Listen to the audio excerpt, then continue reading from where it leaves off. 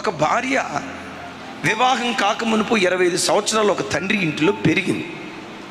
వివాహ వ్యవస్థ ద్వారా పేగుబంధాన్ని తెంచుకొని పుట్టిన గడ్డను విడిచిపెట్టి, తల్లిని తండ్రిని విడిచిపెట్టి, ముక్కు ముఖం ఎరగని పురుషుని దగ్గరికి వివాహం అనే ఆ ఒక్క బంధం ద్వారా జీవితాంతం ఈ భర్తతో కాపురం చేయాలని కుటుంబాన్ని విడిచిపెట్టి వస్తుంది. విడిచిపెట్టి వచ్చేటప్పుడు ఆ బిడ్డకున్న నమ్మకం ఏంటో తెలుసా?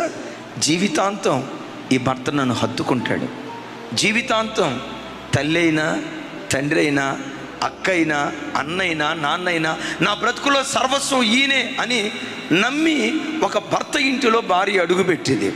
ఏ భర్త అయితే వివాహమైన తర్వాత తన భార్యను తప్ప మరొక స్త్రీ గూర్చిన ఆలోచన మనసులోకి రాకుండా తన హృదయం నిండా భార్యనే ఉంచుకొని భార్య విషయంలో ఏ భర్త నమ్మకమైన వాడిగా బ్రతుకుతాడో ఆ ఇంటిని అంతకంతకు దేవుడు వర్ధిల్ల చేయటం ప్రారంభిస్తాడు.